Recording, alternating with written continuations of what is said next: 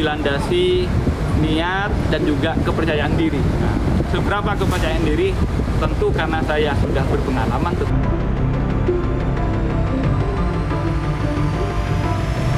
Melalui seleksi dan memenuhi syarat, ada 4 nama dan ini merupakan bagian personil terbaik di Polri.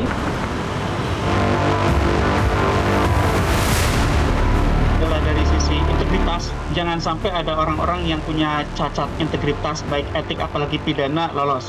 Yang kedua itu kompetensi, jangan sampai orang yang tidak kompeten juga bisa lolos. Dan yang terakhir adalah independensi. Nah ini yang paling susah. Kami mengingatkan kepada Pansel untuk tidak memberikan karpet merah, tidak memberikan perlakuan khusus kepada aparat penegak hukum.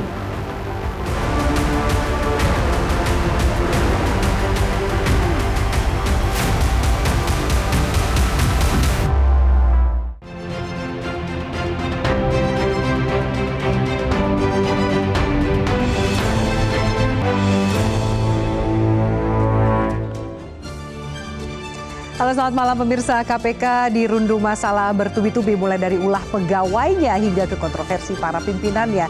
Ini menjadi tugas berat bagi panitia seleksi untuk bisa menyeleksi sosok-sosok calon pimpinan KPK baru yang lebih baik.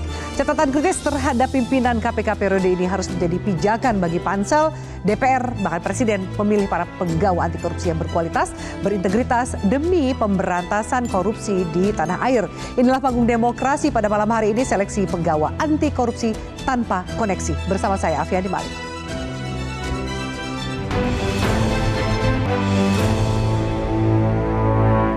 Dan bersama untuk membahasnya sudah hadir di studio. Pertama adalah Saud Situmorang, pimpinan KPK 2015-2019. Pak Saud, halo, selamat malam. Malam. Terima kasih sudah hadir, Pak Saud. Sama-sama. Dan kemudian Yenti Garnasi, Ketua Pansel Capim KPK 2019-2023. Mbak Yenti, halo, selamat malam. Terima kasih sudah hadir. Terima kasih. Lalu kemudian Wakil Ketua Komisi 3 DPR Habibur Rahman. Bang Habib, halo, selamat malam. Assalamualaikum. Waalaikumsalam warahmatullahi wabarakatuh. Kemudian juga ada Ketua Dewan Pimpinan Pusat dari PDI Perjuangan, Roni Talapesi. Halo Bang Roni, selamat malam. Terima kasih sudah hadir. Dan kami hadirkan juga peneliti Indonesia Corruption Watch, ada Kurnia Ramadana. Mas Kurnia, halo, selamat malam. Selamat malam. Terima kasih sudah hadir. Dan satu lagi narasumber saya yaitu pakar politik Bang Rey Rangkuti. Bang Rey, halo, selamat malam. Malam. Sebelum kita bahas soal KPK, tugas beratnya, pekerjaan rumahnya, izinkan saya menyampaikan sejumlah informasi bagi Anda dan juga pemirsa. Kami hadirkan sejumlah informasi, di antaranya seleksi calon pimpinan KPK sudah menyelesaikan tahapan administratif. Kita lihat, sebenarnya ada 318 orang yang mendaftar dari periode 26 Juni sampai 15 Juli 2024. 74% atau sebanyak 236 pendaftar dinyatakan lolos seleksi dan akan mengikuti tahapan berikutnya. Latar belakang dari sejumlah peserta yang lolos yang ternyata menuai sejumlah sorotan. Ada 8 orang internal KPK, 2 diantaranya adalah Wakil Ketua KPH Johanis Tanak dan juga Nurul Gufron. Lalu yang penuh pro dan kontra, 16 orang perwakilan dari institusi Polri, kebanyakan bergelar Jenderal Bintang 3 dan juga Jenderal Purnawirawan. Seakan tidak mau kalah, ada kejaksaan yang juga memunculkan 11 nama jaksa yang lolos dalam capim KPK. Ada jaksa senior dan juga jaksa yang masih aktif yang juga mendapat sorotan dari publik. Selain itu juga ada 17 orang hakim dan 3 orang anggota TNI dan 50 orang akademisi. Berikutnya kami akan mengantarkan sebenarnya ada daftar capim KPK yang mendapatkan sorotan luas dari publik. Dari internal KPK ada Nurul Gufron dan juga Johanis Tanak, di mana kinerja Nurul Gufron dan juga Johanis Tanak sebagai pimpinan KPK dalam 5 tahun terakhir lebih sering menghadirkan kontroversi dibanding prestasi. Selama menjabat sebagai Wakil Ketua KPK, Nurul Gufron sempat berkonflik dengan Dewas KPK. Berawal saat Nurul Gufron diadukan ke Dewas KPK atas dugaan pelanggaran kode etik dengan tuduhan menghubungi pejabat Kementerian Pertanian dan meminta bantuan untuk memuluskan mutasi aparatur sipil negara atau ASN rekanannya. Johanis Tanak juga pernah menjalani sidang etik Dewas KPK. Tanak pernah diduga menjalin komunikasi dengan pejabat Kementerian Energi dan Sumber Daya Mineral atau SDM. Percakapan itu diduga terjadi saat proses penyelidikan perkara dugaan korupsi di kementerian tersebut. Namun Dewas KPK memutuskan Tanak tidak terbukti melanggar etik. Ke politisi, ada Johan Budi SP dan juga Sudirman Said. Ada mantan politisi PDIP Johan Budi Sabtopribowo yang memutuskan untuk menguji peruntungannya sebagai capim KPK. Johan Budi mengundurkan diri dari PDIP dan juga anggota DPR setelah lolos seleksi capim KPK pada tahap administrasi. Ia sebenarnya bukan orang baru, bukan orang asing di KPK, merupakan salah satu veteran sejak awal mula KPK dibentuk. Rekam jejak mulai dari juru bicara KPK, lalu deputi pencegahan hingga PLT pimpinan. Dari unsur Kejaksaan Agung ada beberapa nama. Sugeng Purnomo yang saat ini menjabat sebagai pelaksana tugas Deputi 3 Kemenko Polhukam. Ia merupakan jaksa senior yang pernah menjabat sebagai Kajati Sumatera Selatan, Kajati Papua dan juga Direktur Penuntutan pada Jampitsus Kejagung. Kepala Pusat Penerangan Hukum Kejaksaan Agung Harli Siregar juga lolos di tahap administratif seleksi capim KPK. Ia pernah menjadi Kajati Papua Barat. Saat itu dia menggantikan Juniman Hutagao. Berikutnya ada Ketut Sumedana yang sering hilir mudik di layar kaca, baru saja dilantik menjadi Kepala Kejaksaan Tinggi Bali. Ia sebelumnya dikenal sebagai Kapus Penkum Kejaksaan Agung dan sebelumnya sempat bertugas di KPK selama 5 tahun sebagai penyidik, penyelidik, dan juga penuntut. Dari unsur Polri, ada juga nama mantan Wakabareskrim Komjen Pol Antam Novambar yang sekaligus pernah menjabat sebagai Sekretaris Jenderal Kementerian Kelautan dan juga Perikanan. Sempat ikut seleksi capim KPK 2019-2023 namun gagal masuk 10 besar nama yang diserahkan kepada Presiden. Ada Komjen Ridwan Zulkarnain, Panca Putra Simanjutak. Saat ini menjabat sebagai Sestamal Lemhanas. Jenderal Bintang 3 ini sebenarnya pernah menjadi Direktur Penyidikan KPK 2018-2020. Sebelumnya ia menjabat sebagai Kapolda Sulawesi Utara dan juga Kapolda Sumatera Utara. Ada sejumlah rekam jejak kontroversi internal KPK yang bisa menjadi pekerjaan rumah besar untuk pimpinan KPK yang akan dipilih nanti. Kita lihat pertama, ada pelanggaran etik Nurul Gufron dan juga Johanis Tanak. Sempat saya sampaikan permasalahannya apa saja berkaitan dengan Dewas KPK. Lalu kita beralih, salah satunya ada Lili Pintauli, di mana ia akhirnya mengundurkan diri terkait dengan perkara kasus dugaan pemberian gratifikasi saat menyaksikan gelaran MotoGP. Kita beralih ke Ketua KPK. Bisa dikatakan salah satu peristiwa yang menjadi puncak catatan buruk KPK saat Ketua KPK Firly Bahuri ditetapkan sebagai tersangka kasus dugaan pemerasan mantan Menteri Pertanian Syahrul Yassin Limpo. Saat ini Firly belum ditahan oleh kepolisian, bahkan sempat viral asik main badminton. Masih bebas rupanya. Tidak hanya itu, krisis identitas juga menjangkiti pegawai KPK. 90 orang pegawai diduga terlibat pungli. Yang terbaru 15 tersangka termasuk Kepala Rutan KPK Ahmad Fauzi dan petugas pengamanan Rutan Cabang KPK dalam kasus dugaan pungli di Rutan KPK dengan total besaran sekitar 6,3 miliar rupiah. Selain itu juga terlibatnya kasus judi online. Sejumlah pegawai KPK tergoda oleh judi online. Ada laporan dari Satgas Pemberantasan Judi Online, 17 pegawai KPK ini melakukan transaksi judi online yang nilainya sekitar 111 juta rupiah. Oke, itu sejumlah background atau profil yang saat ini lolos di tahap administrasi calon pimpinan KPK dan juga beberapa pekerjaan rumah. Baik, saya langsung tanyakan ke narasumber pertama, saya tanya ke Bang Saud.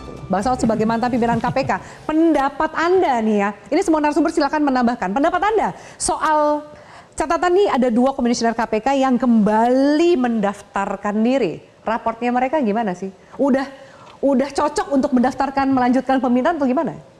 Ya kalau saya bilang agak sulit ya kalau dibilang nggak cocok atau tidak cocok. Tapi saya lebih cenderung melihatnya begini.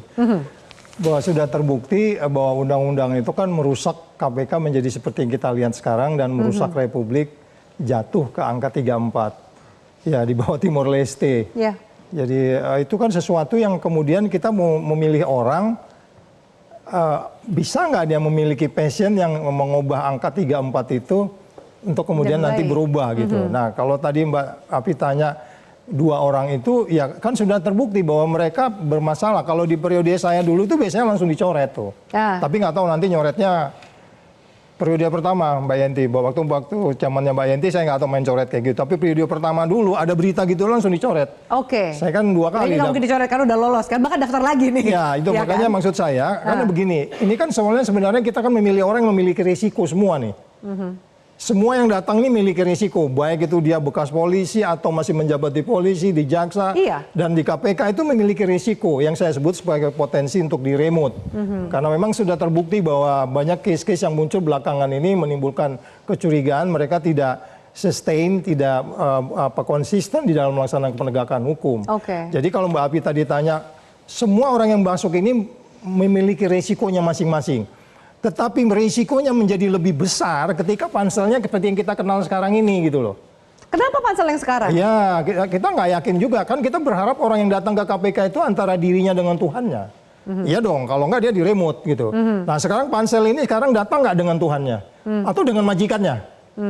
Kita nggak tahu majikannya Yang siapa. Anda lihat siapa nih? Dengan Tuhannya atau kita majikannya? nggak bisa bilang siapa, tapi potensinya dia di remote Ada. oleh majikannya ada gitu. Karena berbeda periode saya dulu, undang-undangnya beda. Nanti bisa tanya Mbak Yenti bagaimana dia. Nah itu aja pun mendapat tekanan waktu itu, walaupun waktu itu KPK itu berada di yang sangat independen, apalagi sekarang bagian dari pemerintah. Jadi pemberantasan korupsi di Indonesia ini risikonya sangat besar. Mau datangnya orang kayak gimana pun nanti psikotesnya lulus, tapi begitu dia masuk kita belum bisa Belum pastikan. yakin dia akan kerja maksimal memberantas korupsi. Yes, karena nilai Gitu juga ya? di KPK-nya sudah berubah. Oke. Mbak Api cerita tadi itu orang-orang itu zaman periode lalu kan nggak ada kan? Iya. Setelah Undang-Undang 19 baru kejadian. Baru gitu. masuk nih, Iya, gitu ya. Oke, saya tanya Mbak Yanti. Mbak Yanti, kalau kita lihat kondisi hari ininya dulu nih, sebelum kita bahas tugas beratnya pansel untuk mencari pimpinan KPK berikutnya. Ada yang mengatakan bahwa, loh, ini merosotnya kondisi KPK hari ini juga tidak lepas dari tanggung jawab pansel yang pada saat itu memimpin. Bagaimana tanggapan Anda ketika ada pihak yang merasa harusnya pantas juga dimintai tanggung jawab di pansel? Ya, terima kasih. Jadi dari awal gitu selalu ya pansel. Ini juga, ya saya panselnya juga, walau beliaunya ini ya. Jadi saya kira nggak begitu ya. Karena pansel itu kan juga punya keterbatasan. Keterbatasan pansel itu ada. Dan seseorang yang sudah lolos dari pansel yang sudah prosesnya bertahap itu, saya kira kalau begitu ya di sana, dan kemudian dia juga naik istilahnya dia stage-nya kan langsung beda, bisa bertemu presiden dan sebagainya. Itu hal-hal itu bisa saja ada hal-hal baru yang dihadapi itu membuat dirinya juga bisa berubah. Walaupun pada waktu kita psikotes ya, itu kita juga lihat potensi bagaimana dia itu tahan tekanan dan sebagainya. Tapi tidak ada yang bisa meyakinkan gitu. Tapi yang penting adalah dulu kita tuh lebih ketat ya. Nanti kita setelah selesai dari pansel, kita masukkan KPK, KPK-nya yang sudah berbeda sekarang. KPK sekarang langsung di bawah presiden. Dulu kan tidak ya. Yang kita pilih 2019 itu adalah untuk undang-undang KPK yang lalu. Kami memilihnya untuk undang-undang KPK yang lalu dengan postur komisioner untuk berdasarkan undang-undang 2002. Kan bukan undang-undang yang sekarang. Terjadilah seperti itu. Saya kira bukan saya bela diri ya. Meskipun di editorial ya saya dibilang bahwa waktu itu pansel berkepentingan memasukkan Pak Firly mewakili polisi. Yang itu disampaikan lewat Metro TV editorial. Dan masyarakat. Apakah benar? Ada yang bisa menyusupi kepentingan Justru saya pansel? mau bertanya kepada Pukat, dengar dari pansel yang mana gitu kan, karena didengar oleh masyarakat kan, seolah-olah betul panselnya yang lalu, yang ketuanya saya itu memikirkan bahwa Pak Firly harus masuk mewakili polisi, nggak ada sama sekali. Kalau itu formal pansel ya, tapi kalau perorangan pansel silakan ditanya. Tapi tidak boleh mengatakan seperti itu ya, seperti ICW misalnya, LSM, yang lain atau Pukat, kemudian seolah-olah dia merasa bahwa mereka lah yang selalu benar, itu ya juga.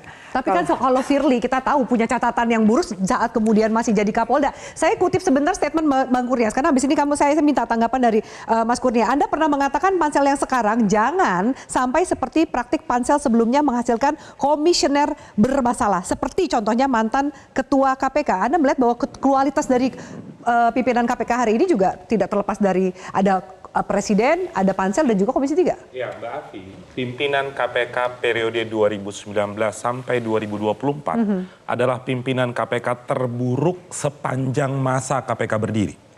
Dan kalau kita lihat tentu ini ada banyak aktor yang mana meloloskan orang-orang bermasalah. Benar kata Bu Yenti, tidak hanya Bu Yenti. Karena setelah nama diserahkan oleh pansel, bola berpindah ke presiden. Dan presiden menyerahkan beberapa 10 nama saat itu. Presiden juga menyerahkan nama Firly Bahuri, nama Lili Pintauli ke DPR. Sayangnya DPR justru bulat suaranya, seluruh Komisi 3 sepakat memilih Firly Bahuri. Apa bukti objektif pelanggaran etik Firly? Orangnya ada di sini nih, Pak Saud. Sebelum proses masuk ke DPR, Pak Saud sebagai komisioner KPK bersama dengan penasehat KPK menggelar konferensi pers dan mengatakan Firly Bahuri terbukti melanggar kode etik berat. Tapi apa yang didapatkan? Tudingan politik didapatkan. Ternyata sekarang kena batunya. Apa yang dipilih bukan hanya melanggar etik. Tadi Mbak Afi menyampaikan sendiri sudah menjadi tersangka korupsi. Saya rasa ini merupakan ketua KPK pertama sedunia yang terlibat praktik korupsi. Dan juga Mbak Afi, kalau kita cermati survei tadi pagi yang ramai diberitakan oleh Kompas, 61% masyarakat Indonesia yang diminta sampelnya mengatakan ini adalah pimpinan KPK yang buruk. Seluruh survei Mbak Afi jadi sejak semua 2019 sepakat. Semua merasakan sepakat. itu. Apalagi iklim umum pemberantasan korupsi itu stagnan angkanya yang tadi Pak Saud sampaikan soal indeks persepsi korupsi. Paling penting Mbak Afi, kalau saya rujuk isu yang Mbak Afi sampaikan pertama, ada beberapa nama internal yang maju lagi. Ada Pak Gufron, ada Pak Tanak. Satu asas yang penting Mbak Afi adalah asas kepantasan. Menurut Anda pantas atau tidak? Menurut saya tentu tidak pantas. Tapi hak mereka loh. Sebenar saja itu adalah hak mereka, tapi asas kepantasan itu harapannya ada di setiap orang, apalagi pejabat publik. Prestasinya nggak ada, ramai kontroversi, berulang kali melanggar kode etik, kok pede maju lagi sebagai pimpinan pede KPK? Karena ada backingannya mungkin? Itu yang harus dijawab oleh pansel, itu yang harus dijawab oleh DPR dan pemerintah. Jangan mengulangi kesalahan yang sama tahun 2019 yang lalu.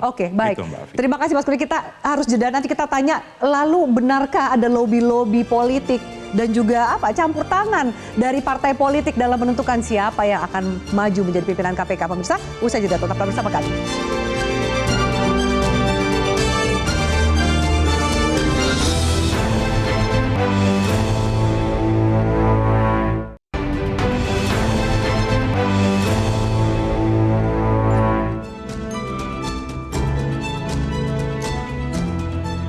Baik pemirsa, kami hadirkan ini di layar kaca Anda bisa menyaksikan grafis dari capaian KPK pada kasus korupsi.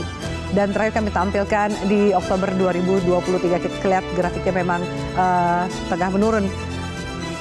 Masih dikejar soal tanggung jawab. Tadi Mas Kurnia sempat mengatakan bahwa ini ada tahapannya, ada di Pansel, kemudian Presiden, dan di Komisi 3. Di Komisi 3 ini gimana sih proses seleksinya?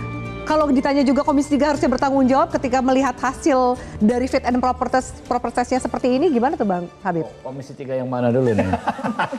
Jadi karena Komisi 3 yang waktu itu voting dong. Makanya. Yang waktu itu voting dan kemudian milih ketua KPK.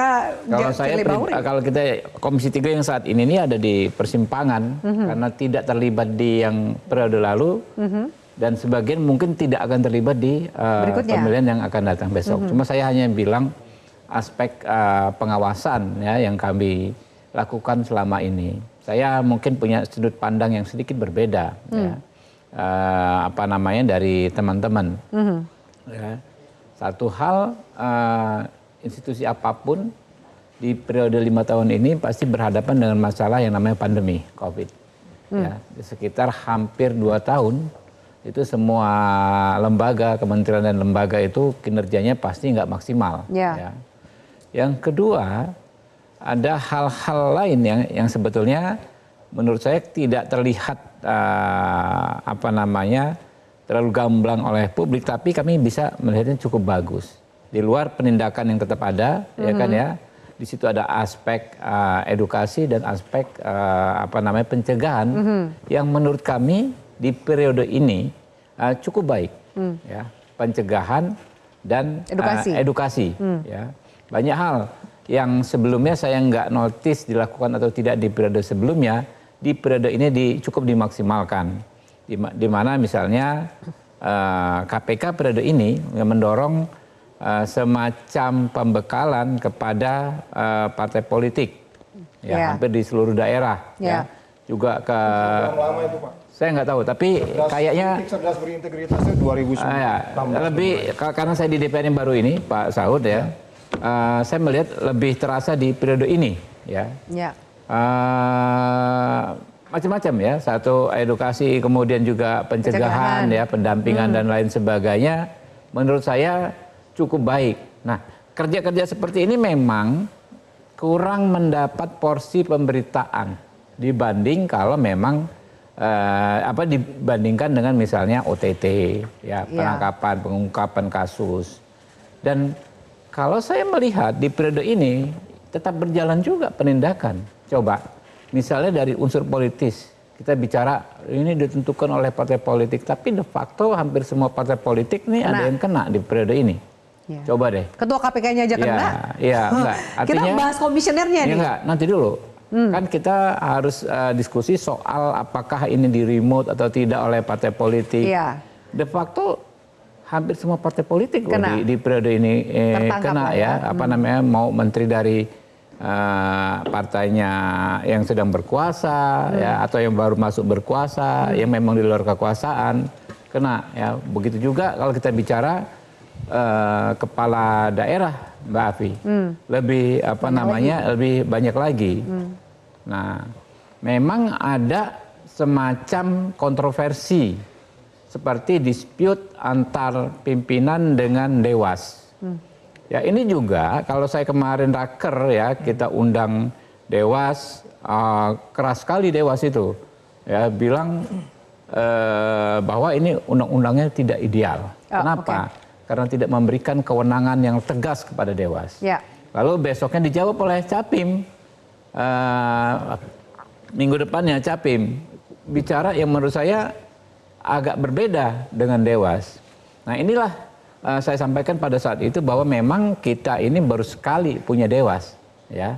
Sehingga kalau kita mengatakan kita kisruh gara-gara Dewas, ya dulu kan nggak ada Dewas gitu loh. Nah, kalau kita bilang sosok, misalnya ya, teman-teman di Dewas yang semula diragukan ya, Dewas ini akan menjadi alat untuk mengendalikan atau memperlambat kerja pimpinan, ya kayaknya enggak kalau dengan Dewas yang saat ini ya. Ada siapa, Opung ya, ada siapa siapa mantan hakim itu, Bu Albertina ya, Albertina Ho ya. Saya pikir itu juga sosok-sosok yang jadi menurut, saya potong, menurut Bang Habib ini bahwa kalau tadi Mas Kurnia bilang kali ini raportnya adalah pimpinan KPK terburuk, menurut Bang Habib nggak? Saya nggak berani ya, karena situasinya nggak bisa dilihat secara gebiah uyah. Hanya gara-gara satu peristiwa yang disebut kontroversi misalnya. Ketua KPK-nya tersangka itu nggak cukup ya? Oke, satu. Kemudian soal misalnya Pak Gufron sengketa dengan Dewas, ya kan ya. Kan apa namanya, Ibu Lili gratifikasi itu kan orang per orang ya, tapi secara keseluruhan kita melihat tiga hal tersebut, penindakan, kemudian edukasi, prevention, pencegahan, menurut saya masih oke. Oke, baik, itu tanggapan dari Komisi 3 yang juga pada itu melakukan fit and proper test. Ada mau menanggapi? Kurnia silakan sebelum saya lempar. Sebenarnya kalau kita mengacu pada pasal 6 Undang-Undang KPK itu kan ada sejumlah tugas dari KPK. Sepakat dengan Bang Habib, tidak hanya isu penindakan. Namun kalau kita melihat apa yang publik lihat kepada KPK, tidak hanya soal penindakan. Tadi di dalam VT Metro TV sudah memperlihatkan jumlah OTT-nya anjlok. Data Bang Habib keliru tadi kalau mengatakan kepala daerah juga tidak kalah banyak, jauh kalah banyak dibanding komisioner-komisioner KPK sebelumnya. Dan yang Bang Habib tadi kan sebenarnya menghindari berbicara terkait dengan sosok pimpinan KPK. Udah dua yang keluar, kok dikatakan situasi ini baik-baik saja. Tadi kurang panjang apa Mbak Afi menyampaikan berentetan kontroversi kepada KPK. Kalau dikatakan Dewas itu baik, kalau menurut kami yang melihat bagaimana kualitas dari putusan Dewas itu, kami melihat Dewas itu penegakannya itu tumpul ke atas, tapi kalau pegawai tajamnya luar biasa. Ada banyak kontroversi, ambil satu yang memantik tawa masyarakat. Mbak Afi, Mars dan himne KPK itu diciptakan oleh istri Pak Firly Bahuri. Bayangkan konflik kepentingannya seperti apa. Dilaporkan kepada Dewas, apa kata Dewas? Tidak ada konflik kepentingan. Tanpa pendekatan ilmu hukum, kita sudah tahu ini ngaco nih situasi kayak gini nih. Kok itu dikatakan baik-baik saja? Surveinya setiap bulan, lembaga survei manapun. Tadi pagi Kompas, lihat indikator, lihat lembaga survei yang lain. Anjlok nggak ada lembaga survei yang mengatakan KPK is fine, kecuali anggota DPR. Yang juga betul. Oke, Mas Roni mau nambahin? Silakan. Sebenarnya kita harus dengan rendah hati ya melihat situasi sekarang pemberantasan korupsi ini di bawah titik nadir paling rendah. Bahwa rentetan kejadian yang tadi Mbak Afi sudah sampaikan di awal, itu harusnya menjadi evaluasi. Dan ketika ada proses terkait dengan capim KPK, menurut saya kita harus benar-benar selektif dalam memilih orang. Kalau dari kejaksaan, dari Polri itu adalah setiap hak untuk mendaftar. Tetapi kembali lagi rekam jejak itu jangan kita kesampingkan. Sekarang zaman digital sudah gampang sekali, orang bisa akses dan di situ akan kelihatan rekam jejak seseorang. Dan dari kami PD Perjuangan, kita akan sampaikan bahwa kita akan menolak capim KPK yang tidak pro terhadap pemberantasan korupsi. Tapi itu didengerin nggak? Karena waktu fit and proper test dan seleksi dari pimpinan KPK yang sekarang juga semua juga berteriak. Misalnya carut marut contohnya ini kan Firly, tapi itu juga nggak didengerin kan? Iya, carut marut sekarang ini kan kita lihat bahwa ada komisioner KPK menyampaikan bahwa ada permasalahan terkait dengan loyalitas kepada pimpinan. Banyak rentetan masalah dan saat ini kita lihat bahwa mohon maaf KPK ini sepertinya menjadi alat politik gitu loh. Untuk yang paling berasa mungkin PDIP kan? Iya, saat ini yang dikuyak-kuyak PDIP nih ya kan? kasus Harun Masiku, Sekjen dipanggil, Wali Kota Semarang. Itu sudah selesai, karena kakinya sedang terinjak, mungkin teriak. Atau tidak, kakinya sedang terinjak tuh jadi gimana Bang Hamid? Jadi teriak nggak? Dulu nggak teriak, mungkin yang lain yang teriak. Apa pertanyaan. Oh, pertanyaan. Gimana? Bagaimana dari PDIP? Kami ini sudah tidak lazim saja lagi. Kalau kita bicara aturan main ya, di dalam Undang-Undang KPK, penghormatan terhadap hak asasi manusia. Tapi apa yang terjadi hari ini adalah tidak ada penghormatan terhadap hak asasi manusia. Terjadi terhadap Saudara Kusnadi, terjadi terhadap Saudara Doni Trikusuma. Di depan anak membawa laras panjang, rumah kecil. Sebenarnya kita lihat bahwa KPK itu tidak boleh melakukan hal seperti itu. Sudah diatur dalam Undang-Undang KPK. Kalau kita bicara dalam SOP-nya, aturan internalnya, harus berdasarkan aturan main. Terkait dengan upaya paksa, itu harus berdasarkan KUHAP. Hari ini apa yang terjadi? Itu tidak dilaksanakan, Mbak. Makanya kami mengkritisi, tentunya kami mau ke depannya adalah lembaga yang dilahirkan oleh Bu Megawati Soekarno Putri ini kita jaga bersama. Marwahnya harus kita jaga. Jadi harus lepas dari kepentingan-kepentingan politik. Bang Rey, saya belum ngomong nih. Bang Rey, apakah kemudian harapan yang disampaikan oleh Bang Roni ini, harapan juga mungkin masyarakat bahwa KPK ini harus dijaga marwahnya dan dimulai dari pansel pimpinan KPK ini untuk menyeleksi siapa yang akan nanti memimpin KPK. Menurut Anda, ada nggak rasa itu? Itu sudah pasti, tetapi menurut saya dengan model KPK yang sekarang akan sulit. KPK yang sekarang ini kan eksekutif. Makanya saya udah beberapa kali mengatakan, ini pansel-pansel ngapain lagi sih dibuat? Nggak usah pakai pansel-pansel? Nggak usah, yang tinggal presiden tunjuk aja orangnya kok, lawang KPK-nya miliknya dia. Pakai dewas-dewas segala, macam-macam. Jadi nggak usah pakai, menurut saya nggak ada pansel-panselnya. Jadi langsung aja ditunjuk oleh presiden. Orangnya dia semua, seperti dinunjuk Kapolri, seperti dia menunjuk Jaksa Agung. Tapi dia bakal ada 2 presiden nih. Kenapa? Ya kan, seleksinya di Presiden Jokowi, akan bekerjanya di Presiden Prabowo. Presiden mana yang Anda maksud? Ya yang sekarang lah, kan yang sekarang kan yang seleksi ini? Iya. Kaitan politiknya apa sih? Kenapa kemudian banyak misalnya jaksa senior, polisi itu aktif dia. yang ini maaf ya, ini kan pekerjaan mereka juga cukup besar itu ya dia. kan, bintangnya juga cukup banyak. Tapi kenapa mengejar posisi KPK?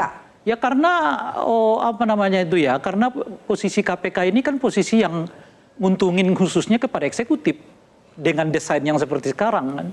Maka orang-orang eksekutif masuk, ya polisi masuk, jaksa masuk, gitu. Nah kalau mau pansel yang sekarang kelihatan kerjanya sih, menurut saya setidaknya 2 tuh akan kelihatan dari outputnya. Yaitu? Pertama adalah seleksi terhadap mantan anggota, bukan mantan ya, atau yang incumbent lah katakan begitu, itu lebih berat daripada yang lainnya. Jadi nggak bisa disamakan? Bukan soal itunya, tapi maksud saya kan mereka udah punya catatan. Catatannya di lingkungan KPK-nya sendiri. Lah kalau kemudian panitia seleksinya nganggap itu sebagai bagian yang umum saja gitu, artinya panitia seleksinya juga punya masalah dong. Itu satu. Nah yang kedua adalah soal visi panitia seleksi. Karena sekarang masih ada panitia seleksinya ya, visi mereka apa? Saya setuju tuh, yang namanya polisi, yang namanya jaksa agung, nggak usah lagi masuk KPK. Kerjakan aja tugas penegakan hukumnya di institusi masing-masing gitu. Kan semuanya sama. Tapi kenapa itu masih menarik di luar eksekutif? Disitulah fungsinya nih pansel ini jaga-jaganya. Kalau mau jagain, udahlah yang polisi itu ya perkuat kepolisian. Yang jaksa perkuat kejaksaan. Kalau ada orang-orang baik, orang-orang hebat di antara mereka, justru itu harus dioptimalkan oleh institusi kepolisian dan kejaksaan. Entah apalah jabatannya diberikan oleh jaksa agung, yang penting tujuannya adalah melakukan pemberantasan korupsi. Jadi nggak perlu masuk ke KPK. Biar KPK ini orang yang nggak memiliki, katakanlah ya, keterkaitan struktural seperti polisi dengan presiden, jaksa dengan presiden, itu kan ada keterkaitan struktural. Apalagi kalau polisi dan jaksanya belum pensiun loh ya. Ya kan, pensiunnya juga baru nanti kalau udah terpilih kan, seperti putusan MA dinyatakan usianya sekian kalau sudah dilantik, ya kan. Jangan-jangan. Lanjut. Jadi titelnya lanjut gitu kan. Kenapa? Pekerjaannya lanjut jadinya. Iya itu makanya. Makanya, nah disinilah uji PC. Jadi yang diuji PC-nya ini bukan hanya calon seleksi, tapi panselnya juga diuji PC-nya. Gimana mereka mau memastikan bahwa KPK ini terbebas dari intervensi kepentingan eksekutif gitu. Kita akan bahas usai jeda pemirsa, ruang titipan partai politik itu seperti apa dalam proses mencari para pemimpin KPK. Partai eksekutif. Kita lanjutkan sesaat lagi.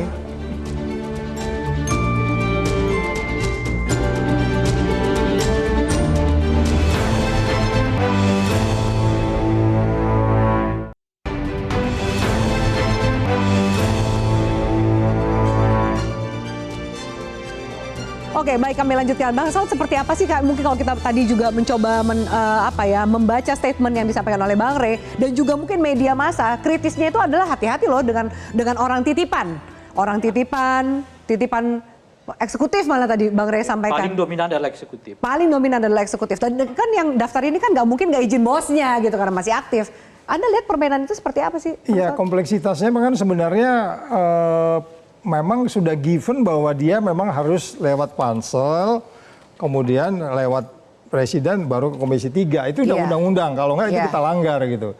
Makanya kan kita sekarang lagi bicara undang-undang ini diganti, karena memang kompleksitasnya banyak. Sekarang aja 5 orang ini kan kolektif kolegial tuh. Selalu kalau di zaman saya skornya 3-2, ya kan, atau 4-1 gitu. Jadi maksud saya, kalau kita maksudnya malam ini tujuannya untuk memperbaiki KPK secara keseluruhan, ya ke depan memang ya bila perlu sekalian aja presiden aja yang nentuin, kata Rey tadi itu. Jadi kalau ada apa-apa presiden yang kita salahin. Sekarang jadi ini kan salah.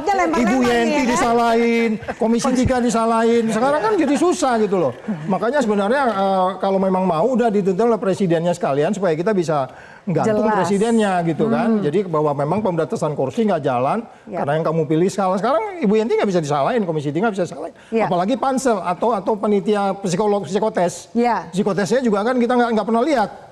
Saud EQ-nya berapa waktu itu? Hasilnya berapa, nilainya berapa ya, gitu kan? Bisa kita lihat. Bu Yenti aja kayaknya nggak pernah lihat tuh hasil psikotesnya, nggak tahu saya. Jadi maksud saya gini loh, kalau kita mau kembali bahwa sekarang seseorang itu datang dengan dirinya, kan di bagian depan kita udah diskusi. Siapapun mereka, entah Anda itu polisi, entah itu jaksa, entah Anda NGO, entah siapapun, datanglah ke KPK itu antara Anda dengan Tuhan Anda aja sendiri. Tapi itu tidak akan bisa dicapai kalau panselnya datang dengan majikannya. Banyakan yang datang sama majikan atau banyakan sama Tuhan? Anda lihat dari komposisi yang karena di psikotes itu kelihatan. Psikotes itu kelihatan orang ini tahan tekanan, EQ-nya berapa. Karena itu banyak alatnya sampai sekarang itu. Dan itu digunakan. Sampai Yenti ketemu saya kan karena Mbak Yenti kelihatan gue keren gitu kan. Baik. Ini urusan pribadi yang dibahas nanti aja ya. Tapi gimana caranya bahwa ruang titipan-titipan ini tuh ditutup, mungkin nggak sih? Dan berani nggak? Sebetulnya kalau kami pansel itu ya, kita punya fakta integritas ya. Saya kira waktu saya 10 tahun ya, 2 periode itu kan saya di situ. Saya kira itu masing-masing memang panselnya sendiri integritasnya harus terjaga dulu ya, dijamin ya. Itu kan harus, bahkan waktu pansel yang belakangan ini berapa kali kita minta ke BIN untuk diperiksa. Kenapa begitu kami bicara, tiba-tiba belum setengah jam sudah muncul ke media, ini siapa yang bocorin? Waktu itu kan sampai begitu ya. Saya sendiri kan yang memang kalau mau disalahkan ada kesalahan di pansel ya pasti saya yang paling salah karena saya ketuanya kan pasti. Tapi bahwa hasil psikotes itu kami lihat ada rankingnya dan tetapi kami tanyakan misalnya orang ini kan di tes itu kan bertahap ya. Tes yang sebelumnya kok bagus tapi di sini misalnya agak gini. Kita tanyakan kalau ini kita naikkan bagaimana potensinya, bagaimana berbahayanya atau aman-aman saja itu kita tanyakan. Tapi artinya gini, pansel itu nggak kerja sendiri juga, kerja dari vendor-vendor itu kan, ya mitra kita lah ya, dari psikotes, kemudian dari tentang kesehatan jiwa, saya juga lupa nih jiwanya sehat nggak waktu itu apa saya salah lihatnya ya. Ya jadi itu ada, jadi banyak dan pansel itu kan bersembilan. Waktu itu memang kami kan kental ya, orang perguruan tingginya banyak kan waktu itu, kental lah ya. Jadi kita betul-betul yang dari kampus atau masyarakat itu betul-betul kita berbicara bahwa kita harusnya memang sedemikian rupa sehingga sesuai yang diharapkan masyarakat. Tapi tadi saya mau bilang Mas Kurnia ya, yang mengatakan terburuk saya belum tentu setuju juga karena saya nggak tahu ukurannya. Tadi saya cek juga ya, apakah hanya Indonesia di dunia ini yang ketua KPK-nya jadi tersangka. Nanti kita perlu kita lihat juga nggak apa-apa. Ya, bukan itu IPK-nya itu kan udah jelas tuh memburuk. Dari 40 ke 34 kok itu gimana? Enggak. Itu kan tanggung jawabnya pencegahan. Tadi kan bicara pencegahan. Itu pencegahan. Jadi kesalahan bukan di Bunda, kesalahan orang yang dipilih. Ketika orang disuruh perang, itu bukan urusan Bunda lagi sebenarnya. Ya, tapi gini, itu IPK yang menjadi 34 itu lebih pada adanya conflict of interest in between antara legislatif dan eksekutif. Waktu itu jadi kan korupsi kok di sana. Karena misalnya ada proyek-proyek dan sebagainya, siapa sih yang bergening di sana antara eksekutif dan legislatif. Itu tercatat bahwa turunnya bukan karena kinerja KPK-nya bagaimana, bukan, lebih pada pencegahannya. Kenapa antara program-program pembangunan itu ada semacam rebutan antara ada konflik of interest antara legislatif dan eksekutif. Coba dicek deh. Bukan karena itunya saja gitu. Dan ada lagi bahwa KPK kapanpun itu tidak mau pakai TPPU. Itu pasti. Ya. Oke, baik, catatan dari Bu Yanti gitu. Baik, saya minta tanggapan dari lalu PDIP melihatnya ini seperti apa? Kalau kemudian ke depan rasanya nih ya, kalau kita lihat dari konstelasi politik hari ini, apa yang bisa dilakukan oleh PDIP sendiri dalam mengawal supaya pimpinan KPK ini nanti berkualitas? Iya, wajib penegakan hukum saat ini Mbak sangat memprihatinkan ya. Dan yang harus bertanggung jawab di sini adalah Presiden dari rentetan peristiwa ini. Tetapi saat ini kita tahu bahwa apapun yang terjadi nanti Presiden akan bilang, tanya kepada polisi, tanya kepada jaksa, tanya ke KPK. Beliau sebagai pimpinan. Yang kan DPR. Jadi begini Mbak, saya pikir bahwa seleksi ini benar-benar harus dikawal oleh publik ya. Harus transparan, melibatkan rekan-rekan media, terus harus ada diskusi-diskusi yang menurut saya proses ini harus dikawal bersama gitu loh. Agar ke depan apa kita mengembalikan lagi KPK, bahwa sejarah bagaimana kita mendirikan KPK adalah untuk menjalankan amanat reformasi ya.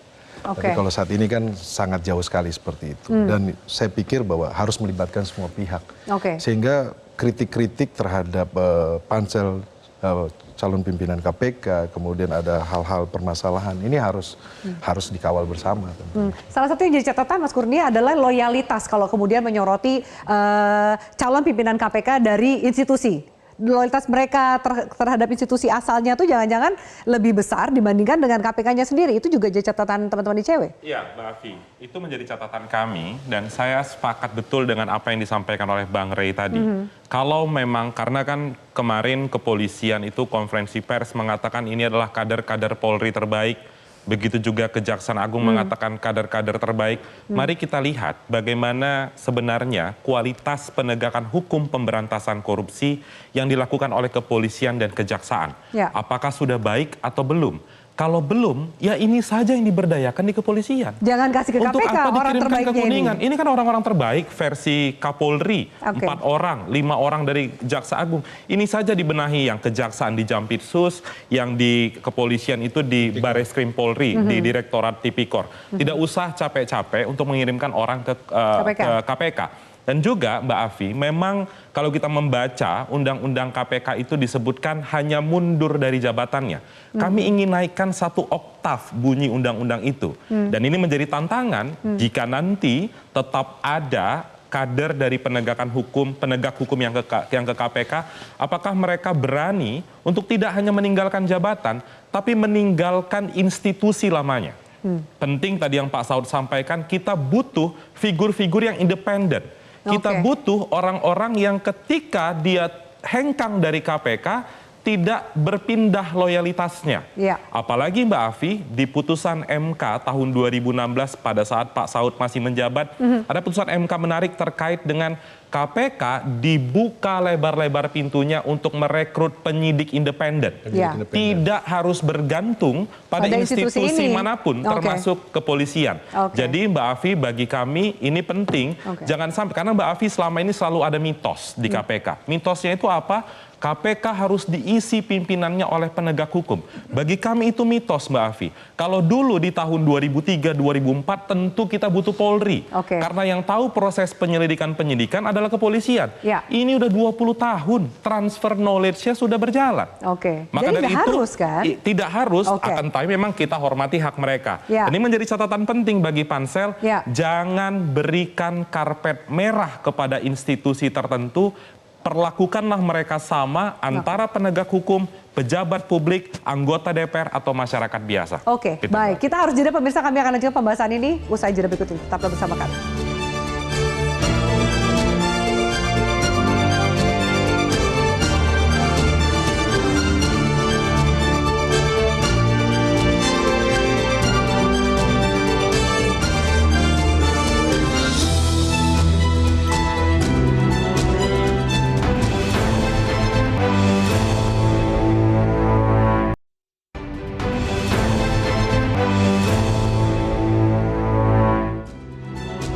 Ya, baik, bersama kami lanjutkan. Berikut kami tampilkan polling netizen dengan pertanyaan, puaskah Anda dengan kinerja KPK saat ini? Jadi hampir bulat sebenarnya netizen di aplikasi X 94% mengatakan tidak dan 60% dari netizen di Instagram mengatakan tidak.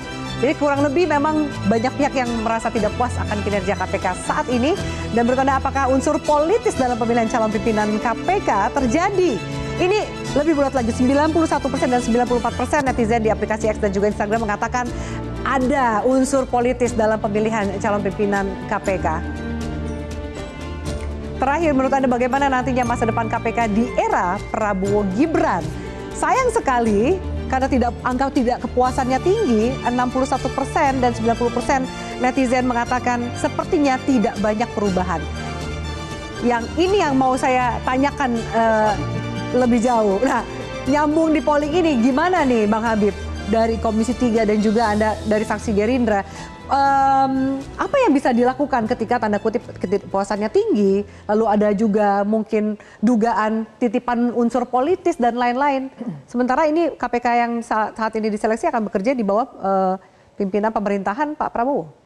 Ya, justru kami menerima masukan dari masyarakat ya. Kami meminta dan menerima masukan dari masyarakat hal-hal apa yang perlu dilakukan supaya KPK yang akan datang bisa lebih maksimal ya.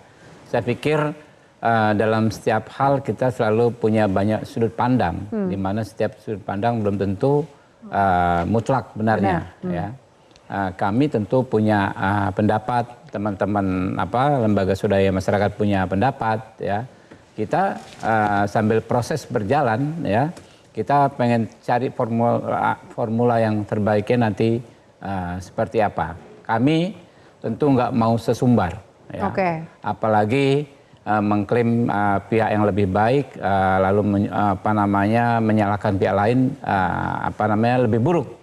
Ya, prosesnya ini kita kawal bersama-sama saja. Ya. Lihat saja dulu ya. Kita proses ini kita kawal bersama. Kita ada waktu cukup lama sebetulnya. Ya, sekarang kan proses masih berjalan di Pansel. Lalu nanti juga akan ada fit and proper. Apakah di periode saat ini, apakah di periode DPR yang akan datang ya. Jadi jadwalnya belum fix ya? Justru saya tadi baru ngobrol-ngobrol agak complicated juga ya. Karena di masa transisi ini ya. Jadi DPR RI periode ini ya Mbak ya, yang terpilih kembali itu mungkin 50% saja ya, yang Komisi 3 ya. Lalu yang tidak terpilih kembali kan kita nggak ngerti, yang besok komposisinya seperti apa kita juga nggak ngerti nih. Karena masing-masing partai kan belum tentu menempatkan anggota Komisi 3 yang saat ini kembali menjadi anggota Komisi 3 di periode mendatang. Nah, jadi baca petanya agak-agak rumit nih kalau sekarang ya. Idealnya nih sebetulnya kalau pengen dapat proses memilih yang lebih lengkap adalah orang yang sudah bekerja mengawasi 5 tahun kemarin. Jadi di periode sekarang nih DPR-nya kalau pengen lebih lengkap, karena kan kami raker tuh setidaknya setahun beberapa kali. Ya kami bisa teringatlah masing-masing momen setiap raker perkembangannya seperti apa, masalah yang diadukannya seperti apa, sehingga mungkin saja anggota DPR yang periode saat ini ya punya modal yang lebih banyak dalam memberikan penilaian. Baik. Bang Rey, bagaimana menjamin bahwa yang tadi disampaikan oleh Bang Habib ini kan, maaf ya, jadwalnya juga memang belum pasti. Ada masa transisi, kemudian 1 Oktober DPR yang baru dilantik. Ada situasi yang mungkin, ada situasi atau waktu yang agak krusial ini. Bagaimana menjamin bahwa nggak ada orang titipan, baik dari kekuasaan, politik, ditambah akan bekerja di bawah presiden yang baru? Ya pertama tentu saja pagarnya ada di pansel yang sekarang kan. Pansel yang sekarang ini betul-betul harus independen. Tapi apakah mereka independen? Nah, itu juga pertanyaan. Karena kan panselnya ini juga dibentuk oleh presiden kan. Presiden yang bentuk semua itu kan. Dan presiden nggak pernah berkonsultasi kepada siapapun untuk membentuk pansel ini. Gitu ya. Nah itu yang pertama. Nah yang kedua adalah soal kita lihat aja lah indikasi-indikatornya gitu menurut saya. Kalau ada jalan mulus misalnya bagi 2 setidaknya ya calon capim KPK yang incumbent dan begitu juga dari polisi dan kejaksaan, nah itu juga menjadi tanda-tanda bagi saya. Apa tanda yang bisa kita baca ketika tadi ternyata terjadi jalan mulus bagi komisioner yang ikut daftar lagi, lalu kemudian juga calon pimpinan dari 2 institusi yang tadi, kepolisian dan kejaksaan? Artinya panselnya itu nggak punya visi. Kan kita udah menyebut tadi kalau sebetulnya mereka punya visi, ya jelas dong udah bermasalah secara etik di KPK kok masih lanjut dibuat jalan mulus gitu ya. Nah yang kedua adalah kalau polisi dan jaksa ya kan mau ikut di capim KPK, ya lebih baik dikembalikan ke institusi mereka masing-masing. Sorry, itu polisi, Kapolri dan kejaksaan konpres ya. Soal itu aja nggak boleh tuh. Karena akan mempengaruhi. Loh iya. Di mana ada di Republik ini institusi yang komprehensi khusus mendukung kader mereka untuk masuk dalam institusi KPK? Itu nggak boleh tuh. Jadi salah ya? Iya jelas Lalu dong. apa? Sejauh mana itu akan mempengaruhi, Mas Kurnia? Itu satu. Nah, mestinya itu udah ada perhatian. Ada apa ini Kapolri kok harus sampai kompres-kompres segala? Dulu juga gitu. Apa itu message-nya titipan, bisa nggak kita baca kayak gitu? Dulu itu saja. Yang dulu juga gitu kata Bang. Kalau saya sih lihatnya di masa transisi ini ya kita tunggu saja, sabar saja. Nanti di pemerintahan yang baru tempatnya Bung Habib gitu kan. Jangan sabar, kita nggak mau ke catatan rapor hari ini keulang lagi loh. Kalau sekarang terburu-buru ini kan jadi pertanyaan, karena PDIP juga kayaknya nggak bisa sabar ya kan. Keterlibatan publik tidak ada, gitu kan. Maksudnya jangan dipilih sekarang. Dipilih aja setelah anggota DPR yang baru. Tunda. Baik, mungkin nggak Bang Saud kalau ini kemudian ditunda seperti yang mungkin sebaiknya kalau Bang Habib katakan, tapi Komisi 3-nya sekarang yang sudah punya wawasan lebih banyak soal calon-calon dan prosesnya juga udah berjalan. Gimana? Akan ada problem. Tapi persoalan kembali lagi kan begini. Kalau kita mau minimalisir risiko, kan tujuan hidup kita ini kan memperkecil risiko. Kita memilih orang yang benar-benar perform. Ya kalau apapun risiko bisa kita ambil. Untuk kemudian yang penting indeks persepsi korupsi naik. Kalau buat Prabowo nggak ada KPK juga, kalau dia punya visi yang baik, negara lain itu tergantung presidennya, Ya, pemberantasan korupsi itu. baru-baru tes Oke, administrasi gitu. loh. Jadi tergantung presidennya yang terpilih Iya. nanti. Singkat, Dan ini Mas Kurnia. penting Mbak Afi. Pansel ini kan dibentuk oleh Pak Jokowi. Beberapa waktu lalu Pak Wapres itu sempat berkata, ayo silahkan yang mengkritik KPK daftar ke KPK. Ternyata angkanya jeblok di awal-awal, orang malas mendaftar. Ya. Kenapa masyarakat malas mendaftar? Karena masyarakat trauma melihat situasi 2019 yang lalu. Oleh sebab itu kita harus menunggu Pak Jokowi harus menjamin bahwa pansel kali ini bekerja tidak harus profesional, Ya. tidak dapat diintervensi, dan Mbak Afi yang paling penting Ya. tidak ada paket-paketan.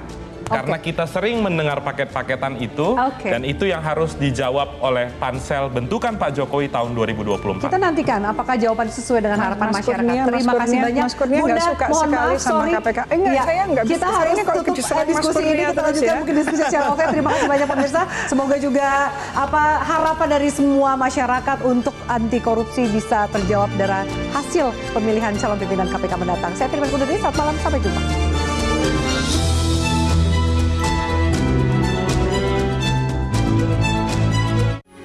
Metro TV. Jelajahi cara baru mendapatkan informasi. Download Metro TV Extend sekarang.